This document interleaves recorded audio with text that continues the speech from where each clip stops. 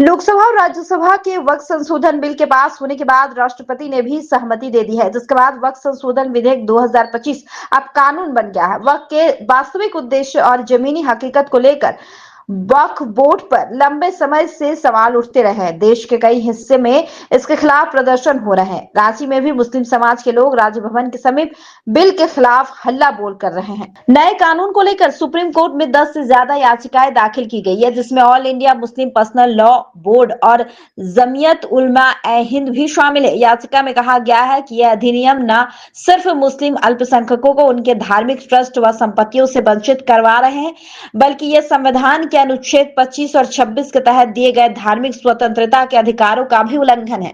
रांची राजभवन में प्रदर्शन कर रहे मुस्लिम संगठन का कहना है कि भारत सरकार की सिर्फ मुसलमानों के जमीन पर नजर है। हमारे बाप दादाओं ने, हमारे पूर्वजों ने और यहाँ के राजा महाराजाओं ने हमको वक्फ की ज़मीन दी, डोनेशन के तौर पर दिया, हमको ज़मीन अता की और उस ज़मीन में हम मदरसा बनाए, मस्जिद बनाए, कब्रिस्तान बनाए, ईदगाह बनाए, मुसाफिर खाना, हॉस्पिटल और शिक्षण संस्था, ये सारी हमारी वक्फ की प्रॉपर्टी में हमारा संस्था चल रही है। जो आज ये भारत सरकार सिर्फ मुसलमानों का वक्फ की संपत्ति में इसका ध्यान है और किसी की संपत्ति में नहीं है, कि हमारा अधिकार का ये हनन है कि हमारा वक्फ की संपत्ति को ये लेना चाहते हैं। और मुसलमान जो भारत में हिंदू मुस्लिम जो गंगा जमुना की तहजीब पे चल रहे हैं, उसको छेड़ने का कोशिश किया है। वहीं दूसरी ओर रांची में ही मुस्लिम संगठन अल्बर्ट एक्का चौक से लेकर सुजाता चौक तक मानव श्रृंखला बनाकर विरोध करने वाले थे, लेकिन प्रशासन से परमिशन नहीं मिलने से इसे स्थगित करना पड़ा। किया था उसके मुताबिक आज 13 तारीख को ह्यूमन चैन मानव श्रृंखला बनाकर अपने जज्बात का इजहार करना था, लेकिन कल हमने एसडीओ साहब को परमिशन के लिए चिट्ठी दिया। बिल्कुल आखिर वक्त में आज 12 बजे के बाद हमको एक चिट्ठी एसडीओ ऑफिस से मिली।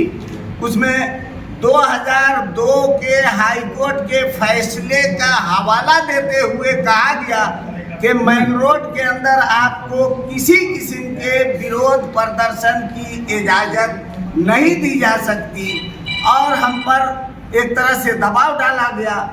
हमने भी तमाम पंचायत के लोगों के साथ मशवरा करने के बाद ये तय किया कि अगर हम किसी तरह से आगे बढ़ते हैं तो हो सकता है हमारे लिए कोई नुकसानदेह काम हो जाए और आइंदा के लिए हम इस मुहिम को आगे नहीं बढ़ा सकते। जो मुहिम, ये पहला मुहिम है, मुहिम का पहला फेज था, इसलिए इन सारी बातों को मद्देनजर रखते हुए कि लड़ाई लंबी है, इसलिए हमको धीरे धीरे आगे बढ़ना है। इसलिए हमने आज के इस प्रोग्राम को बादिले नाखास्ता प्रशासन के दबाव पर हमने इसको पोस्टपोन कर। वक्फ कानून के संशोधन के बाद सरकार के सामने ये बड़ी चुनौती होगी कि नए प्रावधान को किस तरह से प्रभावी तरीके से लागू करती है।